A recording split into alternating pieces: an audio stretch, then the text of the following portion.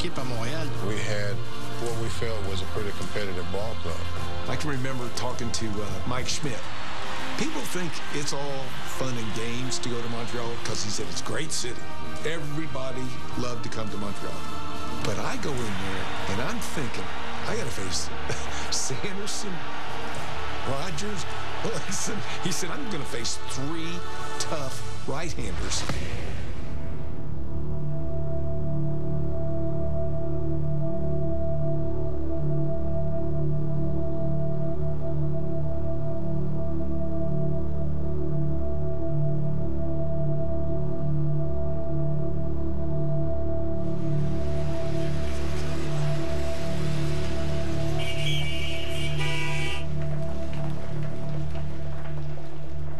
Growing up in Missouri, it was always a dream to play the game. There were no expectations that you would ever make it. And I went for my first tryout, and I tell this as kind of a joke, but it really actually happened. As a 9-year-old, they put me at shortstop, and after the 3rd ground ball went through my legs, I became a pitcher. What was it like then to go to an organization that was based in Canada? It was a little bit of a culture shock. The next year, out of spring training, I went to the AAA team for the Expos. I went to Quebec City, and the ball players that went up there were embraced. There was no negativity, but the language was a barrier. But we learned, and we enjoyed it. So it's kind of a broken road to get to the major leagues, even in that year. But once I got there, I guess I was just too stupid to know how hard it is to get to the major leagues because everything just worked out really well. Dans l'histoire des Expos, c'est le meilleur lanceur qu'on a eu. In 1981, I have to go back to 79 when I came to the ballpark in Daytona Beach. I was a long-haired hippie released from the Red Sox for Stan Pappy. I came to the ballpark. I had a beard. The police wanted to arrest me. They weren't going to let me in. And Warren Cromartie said, no, that's Bill Lee. We traded for him. So they finally let me in the ballpark. And I had a tremendous spring training. Dans les années 80, les Expos représentaient l'organisation du baseball majeur. Puis les Expos étaient venus tellement près en plusieurs occasions de remporter un championnat. I really have to tip my hat to John McHale in that time. After losing 107 games in 1976, for the 77 season, they went out and got 2 free agents. That was Tony Perez and Dave Cash. All of a sudden, now we had that established second baseman and established first baseman. So the right side of the infield were veterans. And in the lineup, it took so much pressure off of Dawson, and Cromartie was just coming in, and Parrish and Carter for sure. It allowed them to develop.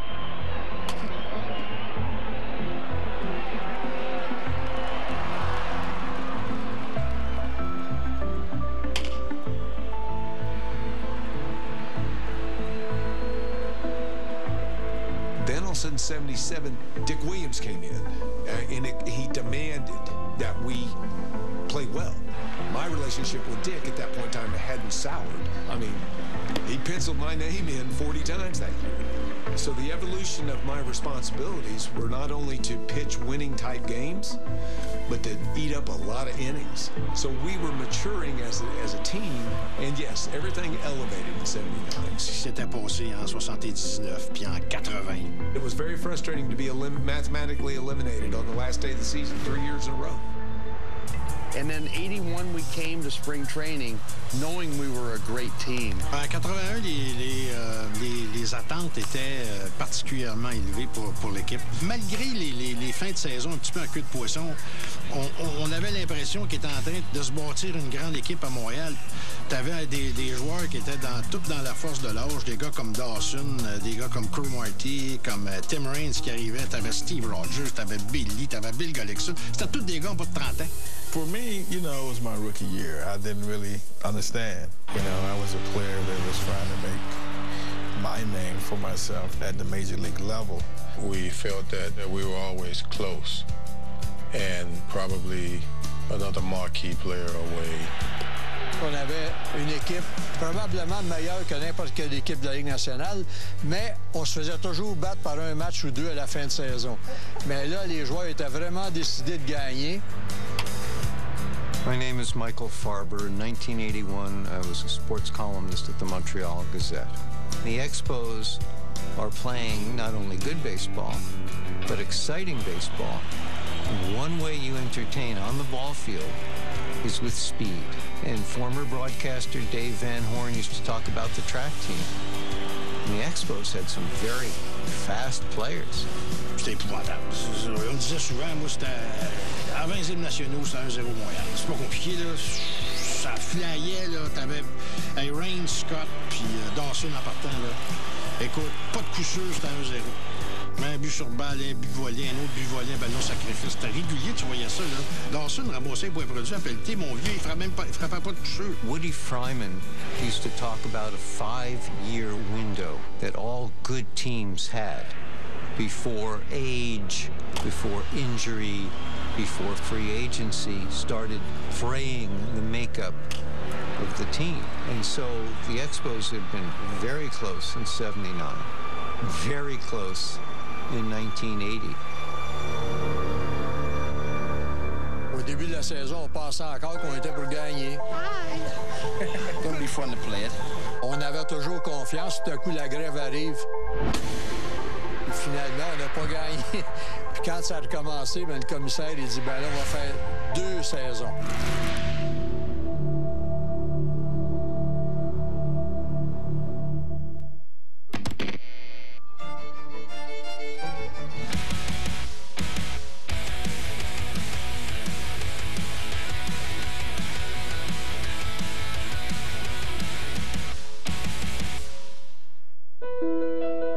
C'est ici que tout commence. On les prend par la main, on les aide à découvrir qui ils sont et ce qu'ils veulent devenir, pour que d'une génération à l'autre, ils continuent de croire que tout est possible. Laissez-leur plus qu'un héritage, laissez-leur une solution complète. Gestion de patrimoine à santé, soyez bien conseillés.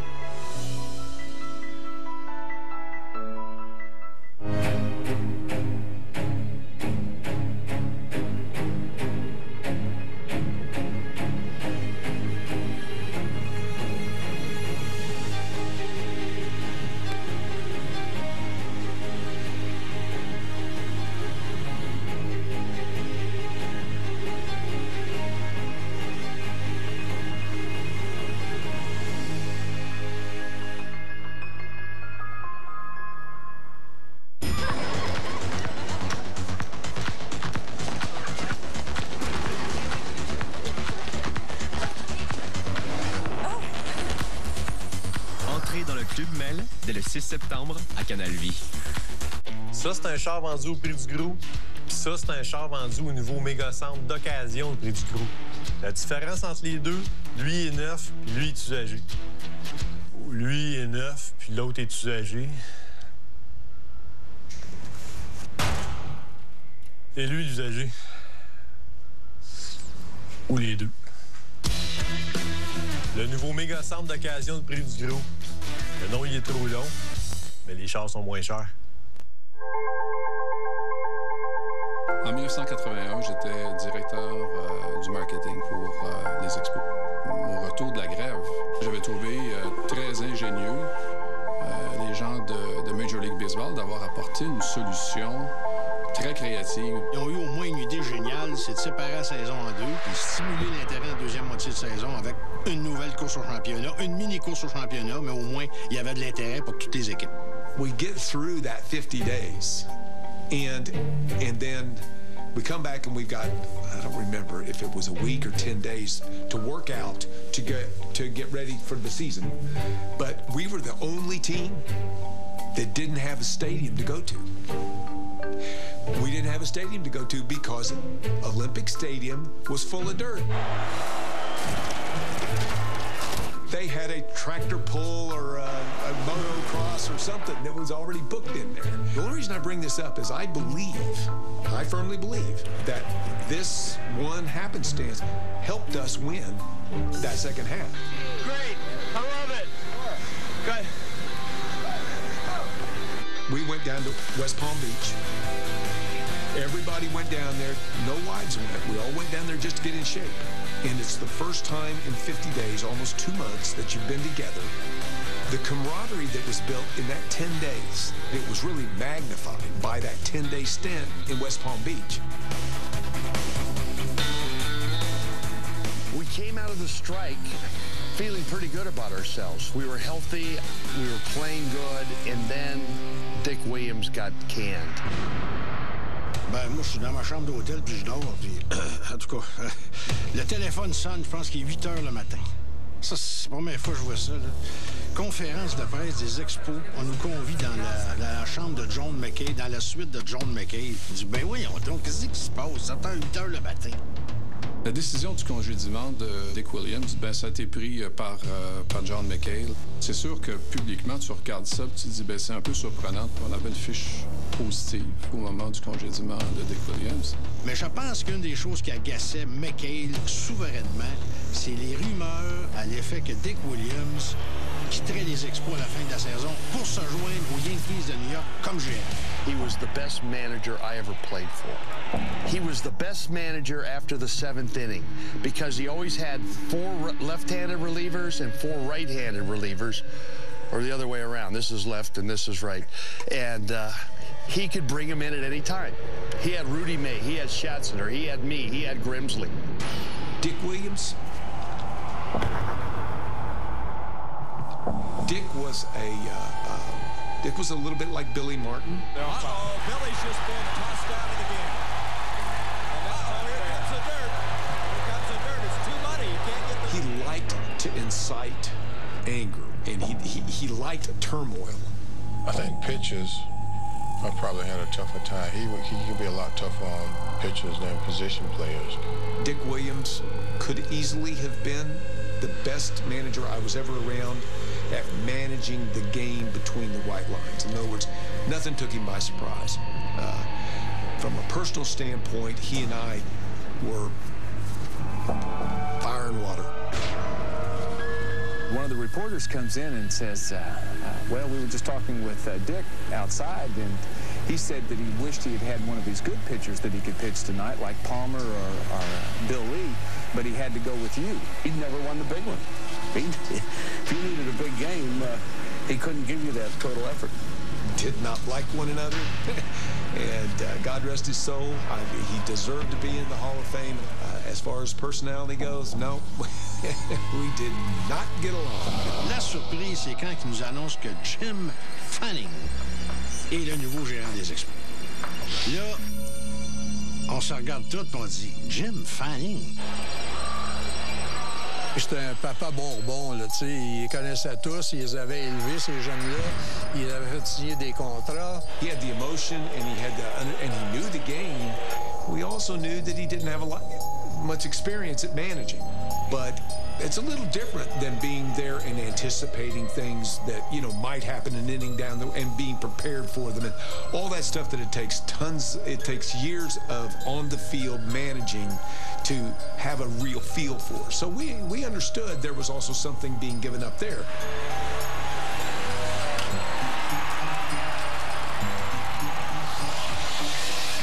C'était comme un fan. C'est ça, Jim Fanning. Un géant doublé d'un fan. Il est dans l'abri des joueurs pendant un match à Philadelphie. Il y a un ballon qui est frappé vers Mike Schmidt, qui est le meilleur troisième but du baseball. Et Fanning est à genoux, mon vieux, sur les marches, puis il crie « Drop it! Drop it! » Échappe-la. Tu cries ça à Mike Schmidt. It was kind of scratch your head and what's going on.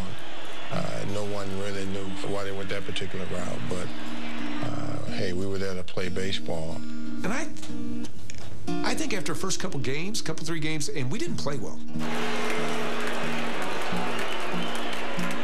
Didn't play well right out of the chute when he came in. We lost lost our first 3 games. We had a team meeting in Philadelphia. Cromartie's there complaining. Everybody's complaining. And I stand up in the meeting and I say, Steve, you didn't like Dick Williams. But when he was out there managing, you played well. I think that managers, and there's a few of them that have that didn't have good relationships with their pitching staff, with their pitchers as people and the pitching staff as a whole. And you had to have a strong pitching coach to act as a buffer in between the two, okay? And you wanted to prove Dick Williams wrong, and you played better when Dick was managing. And did not like one another? We didn't like him, but we respected him. And I said, you cannot let Fanning manage this ball club out of the pennant race. You have to play for yourselves and play as a team. And whatever mistakes the manager would make, we, try to play through it and not use, the guy who should be here isn't here, and let that be our downfall. We still had a season where we felt we could win, and we had to just go out and play winning baseball. We need to take charge of our play on the field and stop worrying about something with Jim Fanning. Jim Fanning's going to put the right people out there. We got to play. Fanning, toute la lourdeur qu'il y avait dans le vestiaire avec Dick Williams s'évapore soudainement. Ils sont mis à jouer encore du meilleur baseball qu'ils jouaient sous la tutelle de Dick Williams. I think we embraced the improbable. It wasn't like people ran up and down in the locker rooms waving banners saying, okay, guys, rah, rah, rah. We got a chance to do something. We got a chance to win this second half. We have to win the second half to play in the postseason. We have to do it. It's a new set of rules this year, but we got to do it. And we had a tremendous streak. I was back in the bullpen, and I didn't care as long as I could just be on that team. I just love those guys. The Expos are all on the field.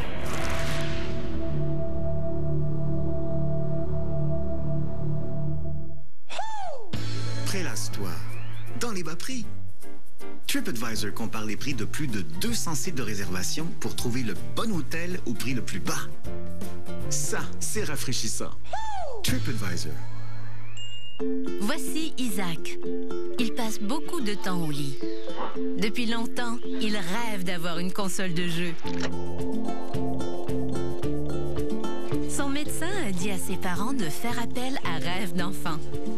Et c'est ce qu'ils ont fait. Et puis, un jour, grâce à Rêve d'enfant, il a réalisé son rêve. Il joue maintenant plus souvent avec sa famille et ses amis. Bienvenue dans l'allée des aliments surgelés. Et parfois, ça fait peur. Mais ça, c'est Crave. On est nouveau. Et on va montrer aux surgelés de quel bois on chauffe. Parce que Crave, c'est pas juste de la viande. C'est du bacon, du porc effiloché, de la saucisse. T'es bien beau, toi. Et on n'utilise pas de saveur artificielle. On utilise des ingrédients qui ont de la saveur. Merci. Les nouveaux repas surgelés Crave. Votre bouche va passer du bon temps. C'est pas compliqué, là. On peut pas commencer à se promener en jouer à Superstar. Faut faire les petits détails. Quand on dit mettre le puck en arrière de D-man, faut être là. S'asseoir, c'est une game de playoff, boys. C'est pas compliqué. Let's do it, right? C'est ici que tout commence. On les prend par la main, on les aide à découvrir qui ils sont et ce qu'ils veulent devenir. Pour que d'une génération à l'autre, ils continuent de croire que tout est possible. Laissez-leur plus qu'un héritage, laissez-leur une solution complète. Gestion de patrimoine à santé, soyez bien conseillés.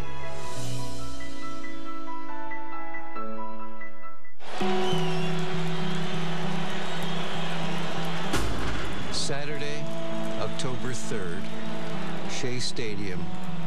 A warm, sunny afternoon, delightful fall afternoon. And I remember Wallace Johnson pinch hitting, 7th inning, and he pulled the ball right center between Lee Mazzilli, center fielder, and former Expo Ellis Valentine was the right fielder. Drove in a couple runs, and that was the winning hit. And Wallace Johnson It was an unusual choice. Moi, je sais même pas pourquoi ce que Jim Fanning envoie à Wallace Johnson, qui est un nobody à l'époque. Mais Jim, là-dessus, dit dans mes rêves, je le vois frapper des coups sûrs. Et effectivement, il en a frappé un. C'était un trip, donne la victoire aux Expos. It was amazing. It was my last win. I got the win in relief. Really special, really special. Comme on dit chez nous, c'était vraiment capotant. Puis il y avait quand même beaucoup d'amateurs de baseball de Montréal qui étaient là. Montréal, pas juste de Montréal, là, du Canada qui était là parce que les Expos étaient l'équipe canadienne par excellence dans le temps. Je vois encore Cromartie se promener avec le drapeau du Canada là, qui se promène partout, puis tout le monde jubile dans le vestiaire.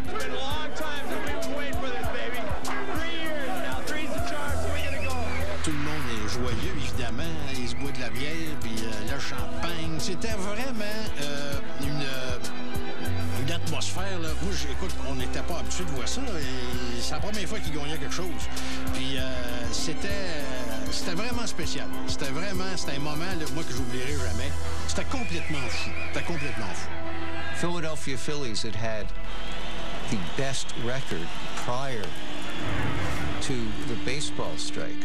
So the Expos were just really playing for the second half championship.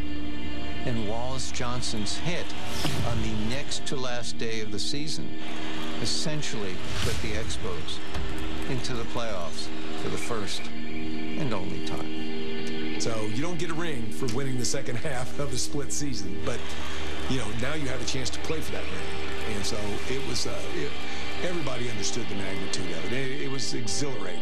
We're going to enjoy today, we're going to enjoy tomorrow, and then we'll get ready to play the Phillies. Donc la fébrilité monte, puis il faut que ça revienne au niveau approprié, de façon à ce que tu puisses être prêt pour ta série, la série qui allait suivre, qui était contre les Phillies. We were in New York, so we didn't know what was going on in Montreal. We don't know how people felt about it, and really didn't find out until returning. Lors du retour des Expos après la victoire contre les Mets, il y avait eu à l'aéroport un rassemblement énorme.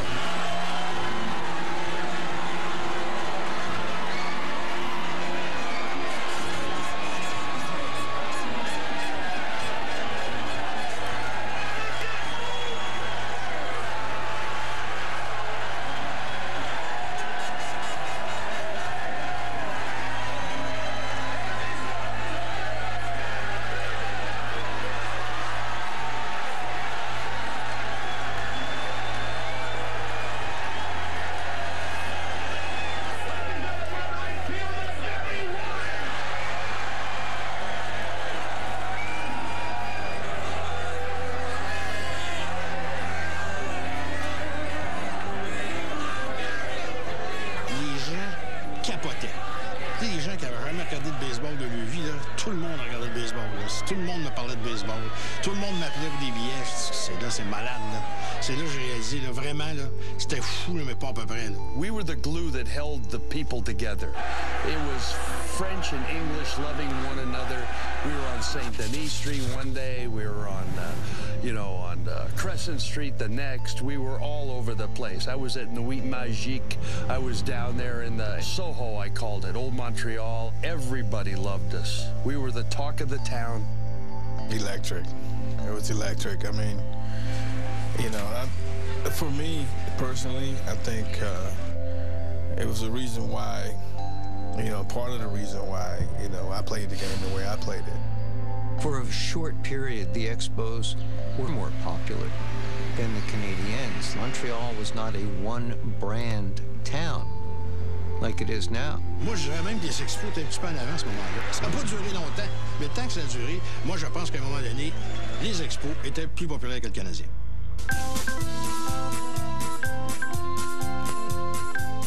Val-de-Rie, Val-de-Rat. La première fois que j'ai joué ça, c'est au retour de Rusty Stubb. Quand Rusty Stubb est revenu, je crois que c'était en 79. Il y avait près de 55 000 personnes dans le stade ici. C'était bondé à craquer. C'est la première fois qu'il y avait tant de monde. Je me suis mis à jouer Val-de-Rie, Val-de-Rat. Cette fois-là, ils se sont mis à chanter. Ah ben là, c'est la première fois accompagné un chœur de chant de 55 000 personnes. Val-de-Rie, Val-de-Rat.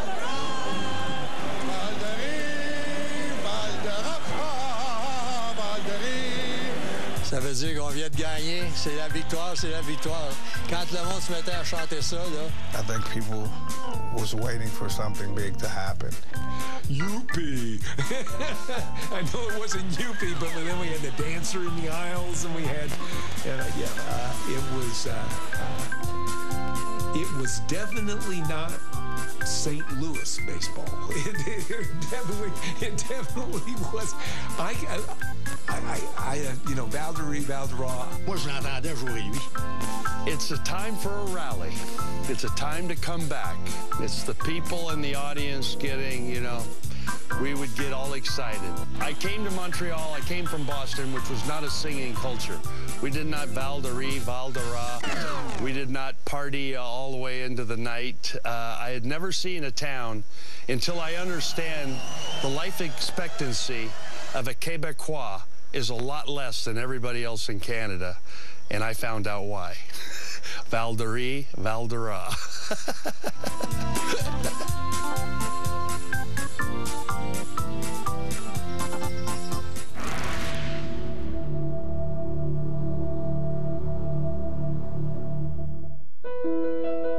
C'est ici que tout commence.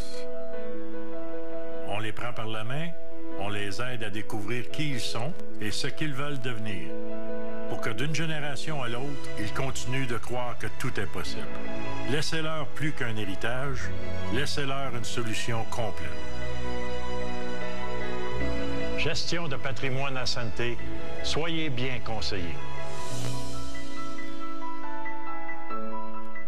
Vous attaquez la journée du bon pied. Quand vous avez besoin d'un coup de pouce nutritif, choisissez le nouveau Boost Protein Plus. Contenant 27 grammes de protéines et 26 vitamines et minéraux essentiels, c'est une boisson nutritive équilibrée qui accompagne bien vos activités.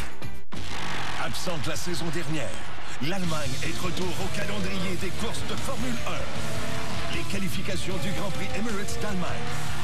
Samedi 8h45 et la course dimanche dès 8h30 sur RDS.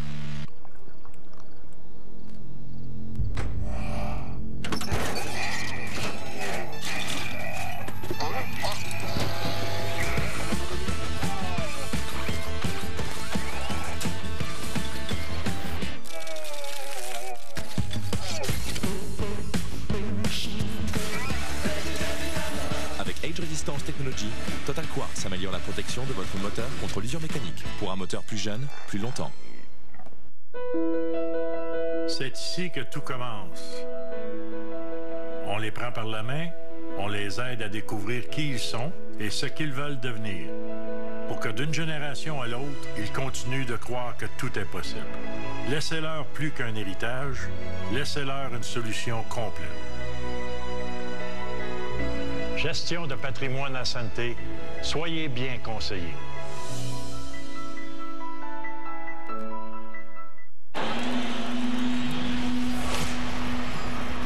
Et la série contre les Phillies, c'est ça qui a donné le ton à notre saison encore davantage parce que Steve Rogers a battu Steve Carlton 2 fois. 2 fois, là, il est au temple de la renommée, Steve Carlton. Steve Carlton was perennial Cy Young Award winner because he was that good. Quand il est arrivé à Philadelphie en 72, il a gagné 25 matchs puis l'équipe n'avait gagné 52. C'est juste pour vous donner une idée quel genre de lanceur que c'était. C'était tout un lanceur, c'était à peu près le meilleur gaucher du baseball. Well, we had our ace against one of the best left-handers in the game, a future Hall of Famer. He had a tremendous run. Got a base hit up the middle to win that ball game. Pitched tremendously. Écoute, il marchait sur les œufs, ou à peu près. Là, c'était... J'ai jamais vu lancer Steve Rogers comme ça. C'est comme si, je sais pas, là, c'était quelqu'un de différent. Tu sais, il avait la réputation, lui, avant cette série-là, de perdre des matchs importants. Il a joué un gros match, mais de le perdre 2-1. Tout le monde disait, Steve Rogers, il est bon, mais... cette série-là, il a été pas mal bon. Il a été... Écoute, ça a été le meilleur moment de sa carrière. Battre Steve Carlton 2 fois en l'espace d'une semaine, c'était quelque chose. It's the top of the food chain, and you know, it's fun to compete at that level. If you take a snapshot of the baseball season late in 1981, that it was Steve Rogers who was the best pitcher in the game. Lui qui Dick Williams disait toujours, il gagnera jamais les gros matchs.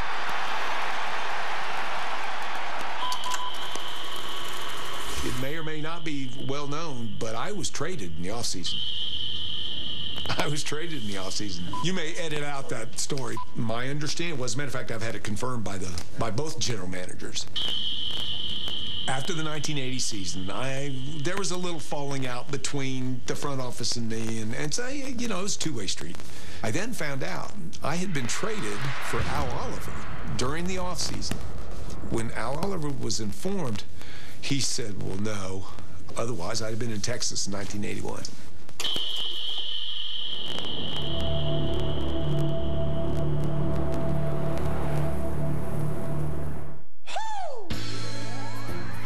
Tu te fies à TripAdvisor pour dénicher l'hôtel parfait. Mais savais-tu que tu peux aussi utiliser TripAdvisor pour ne jamais manquer les meilleurs prix? TripAdvisor cherche dans plus de 200 sites de réservation pour trouver le prix le plus bas sur l'hôtel que tu veux et te faire économiser jusqu'à 30%.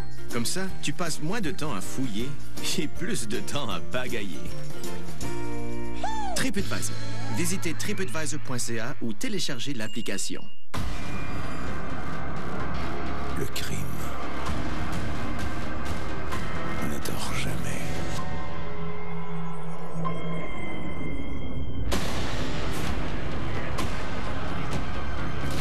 Aucune trêve. Aucun répit. Cet été, investigation. C'est ici que tout commence. On les prend par la main, on les aide à découvrir qui ils sont et ce qu'ils veulent devenir, pour que d'une génération à l'autre, ils continuent de croire que tout est possible. Laissez-leur plus qu'un héritage, laissez-leur une solution complète. Gestion de patrimoine à santé, soyez bien conseillés. Une femme qui porte des sacs d'épicerie entre dans une cuisine ensoleillée. Y a quelqu'un? Elle aperçoit une souris sur le plan de travail. Elle fait tomber ses sacs d'épicerie. Une femme qui porte des sacs d'épicerie entre dans une cuisine mal éclairée. Y a quelqu'un?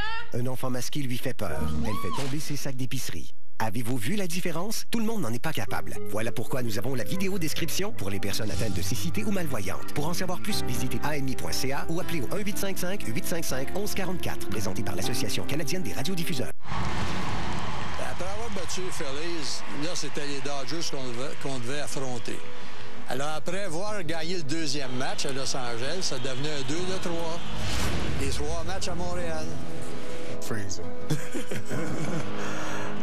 And, you know, in that time of the year, too, when the weather gets pretty frigid.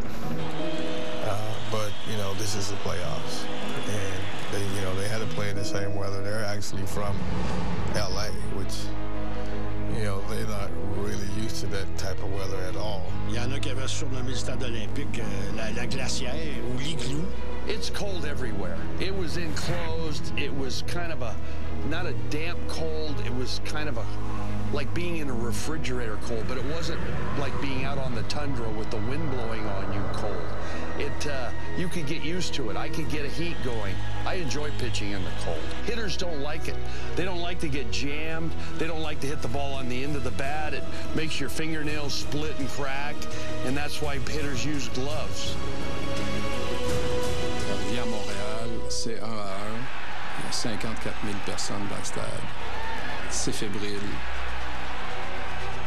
Parmi mes soirées mémorables, mes matchs mémorables dans l'histoire des Expos, là, c'est dans le top 3. Il y a 2 gars sur les buts, puis c'est Jerry White qui se présente au bâton. Le petit Jerry White qui pèse 145 livres. Là, il arrive au bâton. Il y a 50 000 personnes, ou à peu près. C'est plein, c'est électrique dans le stade. C'est vraiment, là, t'en as des frissons, le monde... moi, je suis debout. Je m'en souviens parce que des fois, on ne regarde pas toutes les présences au bâton. À un moment donné, on est fou, là. Mais lui, je m'attarde à le regarder. Toc! Il frappe la balle, je la vois encore partir.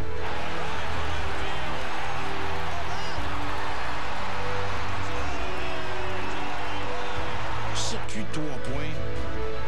50 000 spectateurs se lèvent d'un bond. En même temps, comme s'ils avaient pratiqué. J'ai jamais vu ça.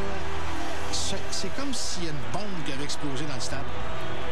Là, on avait notre meilleur lanceur au monticule. Contre Jerry Royce, qui n'était pas piqué des verres non plus, là. We played the first 2 games in L.A., and I flew back that day. I wasn't at the second game. It gave me a full 2 days of rest.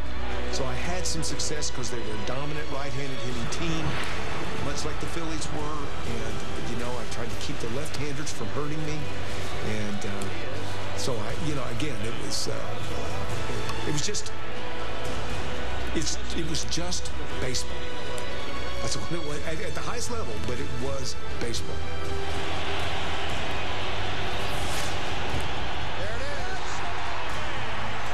Steve Rogers a gagné. La foule au stade olympique, c'était extraordinaire. À ce moment-là, le match est fini. Les Expos mènent 2-1. Ils ne sont plus qu'à une seule victoire d'une première participation à la Série mondiale. One game away. Quatrième match, il s'est rien passé de particulier. Moi, je m'attendais, comme bien des gens, que la série atteigne la limite. Ça devenait une saison qui allait reposer sur un match. Le dimanche, là, on était prêts. Le dimanche, tout à coup, il s'est mis à pleuvoir, à faire froid. À un moment donné, il y a eu une décision qui a été prise de remettre le match au lendemain. It was really to nobody's benefit except Ray Burris and perhaps Fernando Valenzuela to postpone that game. Fernando was Fernando. He raised his head up. He was like Louis Tion from the left side. He would turn your back on you. He had a great screwball, a great changeup.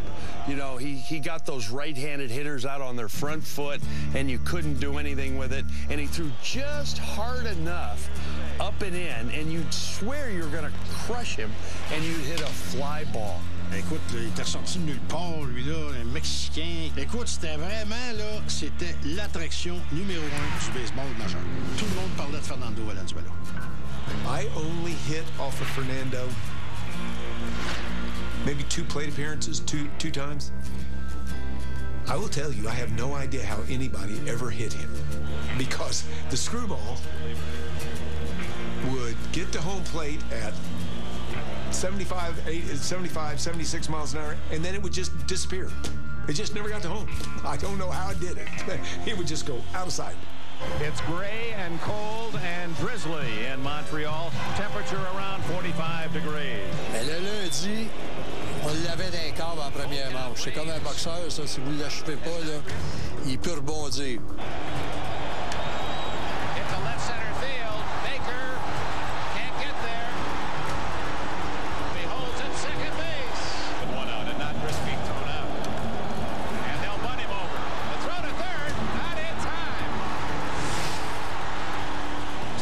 Sorta already has a reliever up, Bobby Castillo.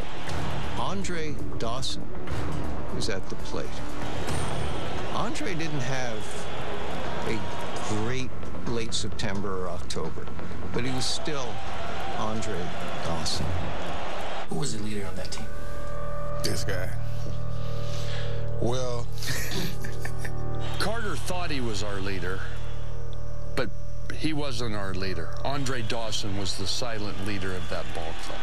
He was the guy that you looked up to. Every time you went into the clubhouse early, he was on the training table.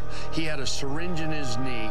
They were either putting in cortisone or taking out blood, one or the other. He always had a needle in his knee. He was just the most injured ball player and the gutsiest ball player I ever played with. Première manche. Dawson est au bâton.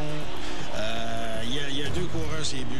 Un au premier, un au troisième. Because he threw 2 different screwballs. He threw a slow one and he threw a hard one. And I said, then he's not gonna throw the slow one. He's gonna throw the hard one off his fastball. And he threw me a cutter.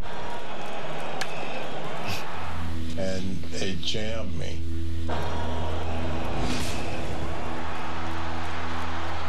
play ball, and the Dodgers turn it as the run scores. I hit the ball, and it turned out to be a double play. The run scored, but, you know, with 2 outs. playoffs, we only got one run. Double jeu, les Expos se contentent d'un point. Ils ont Fernando dans les cordes. Puis comme je disais tantôt, c'est le genre de lanceur que tu dois battre tôt dans un match parce que plus le match avance, meilleur il est, comme la plupart des bons lanceurs. Ils ont raté leur chance. Puis Dawson, on y a parlé après le match. Moi, je me souviens. Écoute, il pouvait pas frapper la balle plus fort que ça.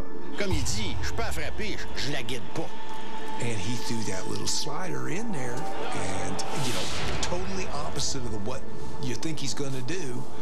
And he made a perfect pitch on a great hitter. And, you know, the pitcher won out in that one. Got the double play. We scored the only run of the game for us. What you were talking about, a starting pitcher? Get him early. People will say, well, what is that? That's first inning. How's that connected with the ninth inning? Well, it's totally connected because if it's 5-0, Burris throwing the way he was throwing, it's 5-0. And we win and we go. And we party and then go play in the World Series. Avec Valenzuela, au tout début, il faisait froid. Là, il était dans le trouble. Mais lui, là, il s'est réchauffé à mesure que le match avançait. Puis il prenait confiance, puis il prenait confiance.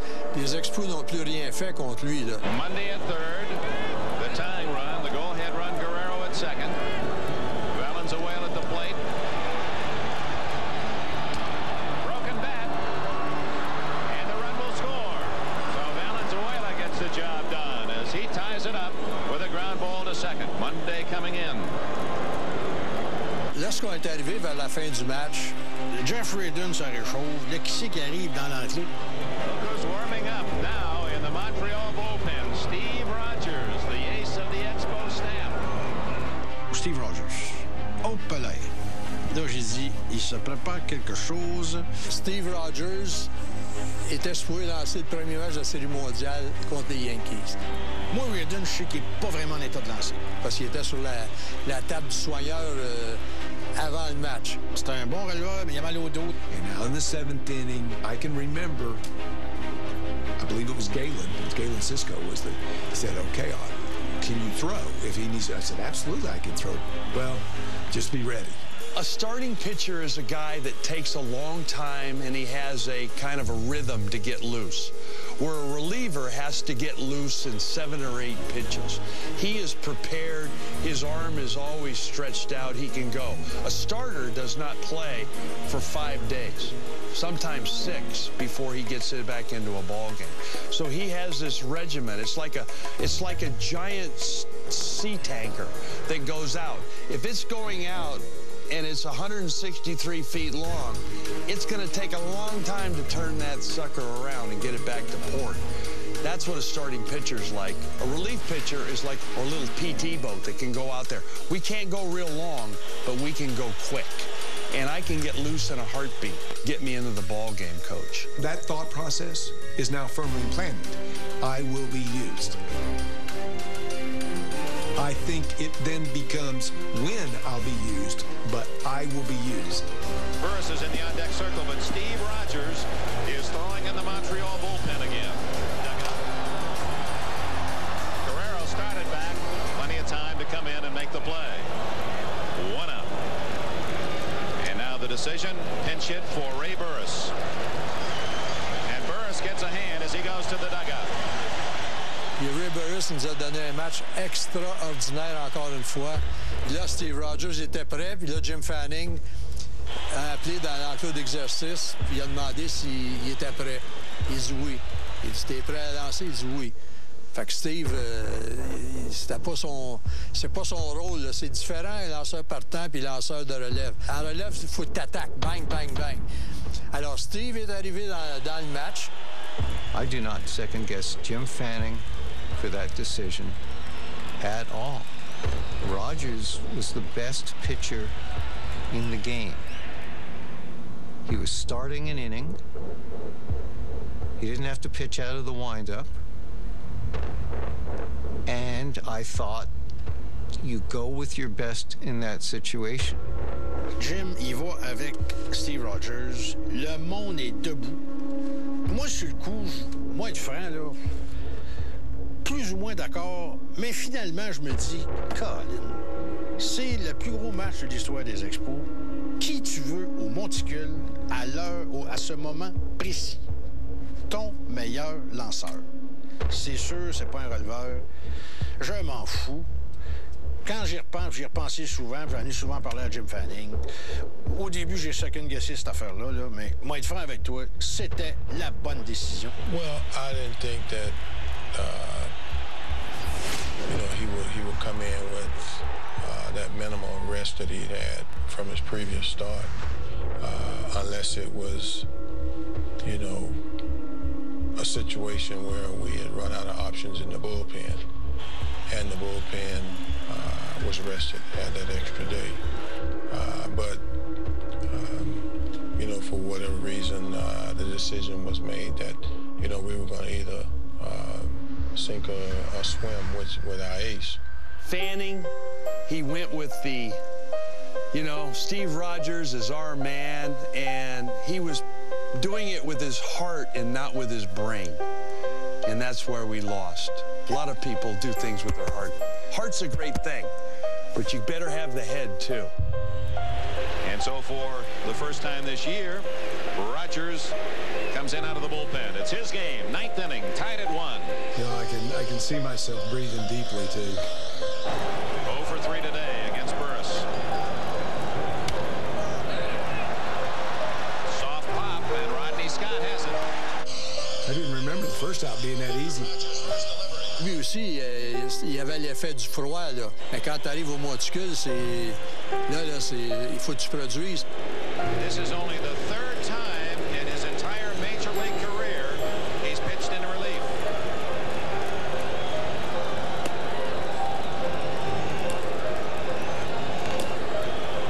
He falls behind Say, 3-0. Those were 2 sliders. They weren't good. Rick Monday on deck. Yeah, boy, I left this ball right there. Hit to left field, but is it deep enough? Raines has room. I mean, I thought that was gone. Ça, c'est pas Steve Rogers. Rogers, c'était à la hauteur des genoux presque tout le temps. Et là, on aurait dit qu'il ne pouvait pas aller jusqu'au bout, porter la balle jusqu'aux genoux. Fait que les balles sont restées là. Avec des frappeurs de circuit, quand les lancers sont hauts, vous courez après les trous. When Rogers gave up the ball down the left field line, I knew he was in trouble. I knew he didn't have his stuff right when he left the bullpen. He was not ready. He was not ready to come in. And that's why I got ready in a hurry. I prepared myself for Rick Monday, and I did not get to face Rick Monday.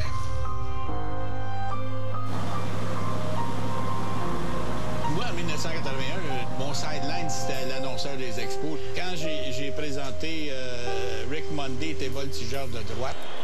Voltigeur de droite, right fielder, Rick Monday. Et là, il s'amène au bâton. C'est un gros et grand gars, frappeur gaucher.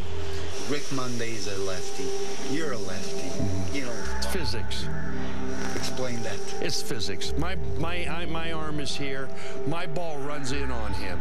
My fastball runs in on him. He has a long, loopy swing. He's a good hitter, good low ball hitter. But I pound that sinker in on his hands, and he cannot, to hit that sinker, you have to bring your hands in this way. He could not have hit my sinker. He couldn't have. He could have hit it on the ground, but that's all he could do. He was never going to elevate it. The only pitch that I would have had trouble with him is if I hung a slider in a fastball count. Then that would speed up his bat, and he'd have a chance to hit a fly ball, and I wasn't going to give him that opportunity. I'm going to pound sinkers in on him all day long, and if I'm throwing the breaking ball, it's going to be this far off the plate when I'm ahead of him, and he's got to protect. And it forces him to swing the bat. That was my job at that moment of time, and I didn't get to do my job. 2 out.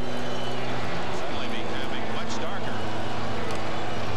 Out of play. Wow, I didn't remember that I threw the first pitch. I threw a good sinker, and he fouled it off. Everyone within themselves, their own thoughts. Ooh. Bad curveball. No one throwing in the Montreal bullpen. It's Rogers' game. 2 bad curveballs. curveball. See, I always had that curveball, and it was because my mechanics were so bad. I was rushing through the balance point, and the sinkers were flat. They weren't sharp. The curveballs were up. 3-1. I'm behind everybody. Rick Monday had some excellent swings these last 2 games. If you can have a count in your favor that you would like to have, other than 3-0, be 3-1. I absolutely knew that he was the only left-hander, and he was the only guy on their squad that was swinging the bat well. And I tried to miss. I tried to miss down and away if I was going to do anything. And that ball was just like Say's, right up over the middle of the plate.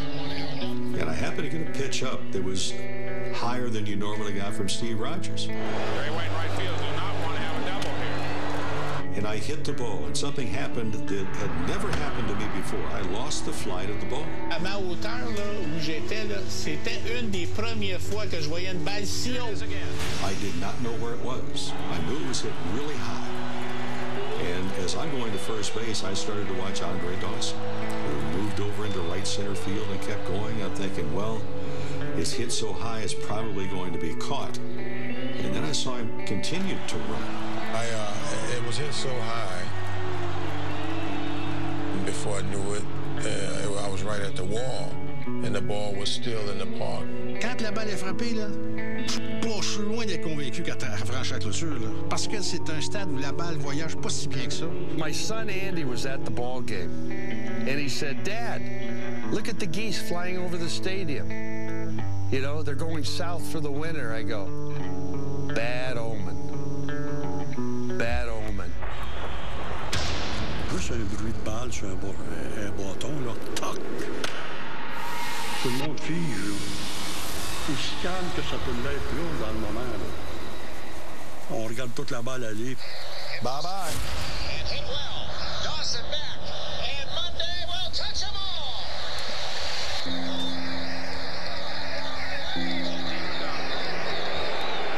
Ray White, right field, do not want to have a double here. Hit to center and hit well. Dawson back. And Monday will touch them all.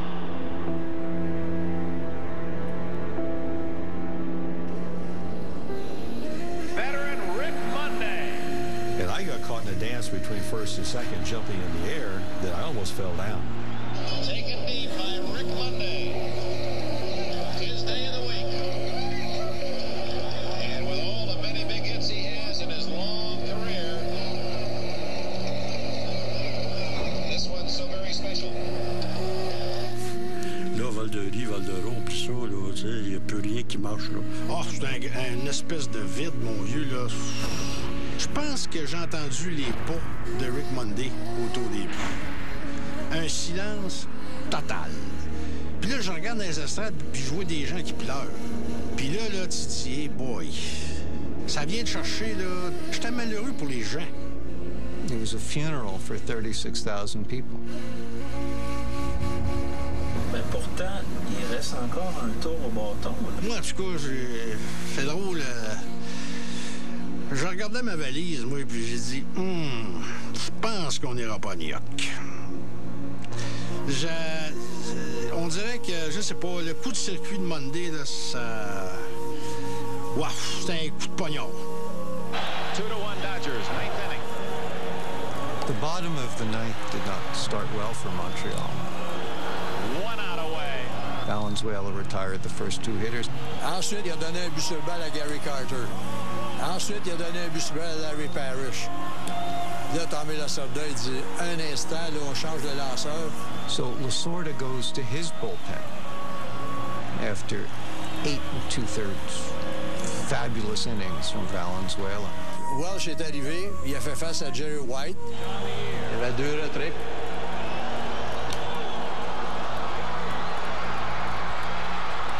And the Dodgers are National League champions. Là, c'était le silence complet dans le stade olympique.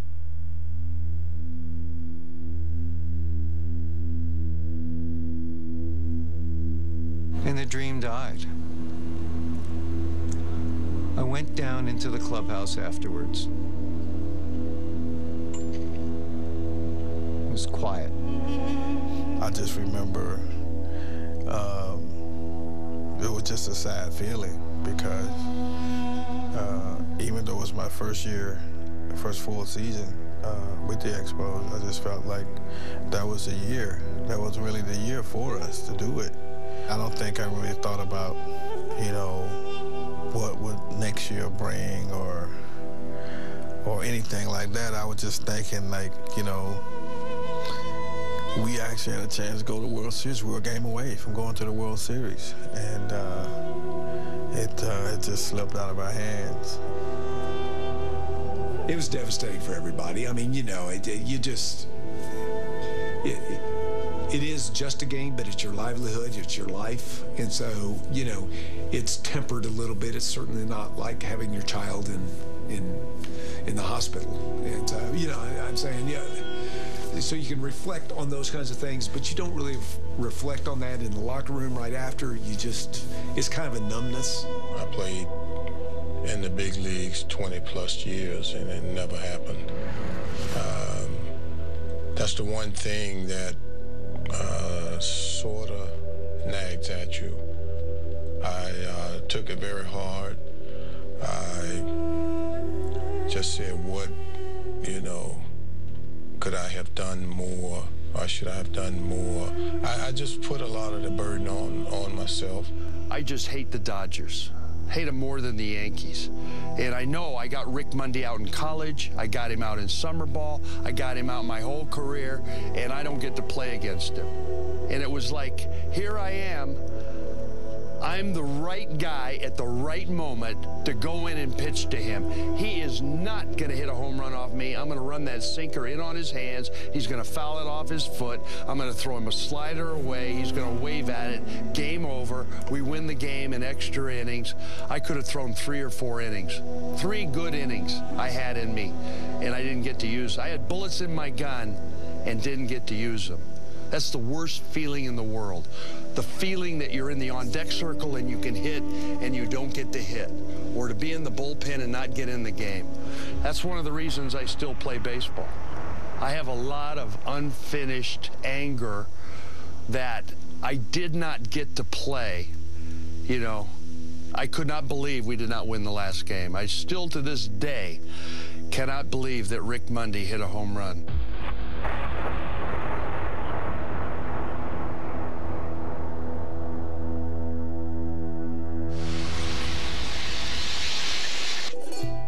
What's really kind of funny is that the next year we came into town, we had an early game in New York, and Steve Yeager, who was our catcher, we went to dinner, and a gentleman came over and said, I have to ask you to leave. And we said, well, the kitchen's open till 10 o'clock. It's only 7 o'clock. He goes, well, I'm not worrying about that. He said, but I don't want any fights in here. I said, we're not going to fight. We're going to have dinner. He goes, well, you have to convince that table of 6 back here that we're not going to have a fight. And we were asked to leave.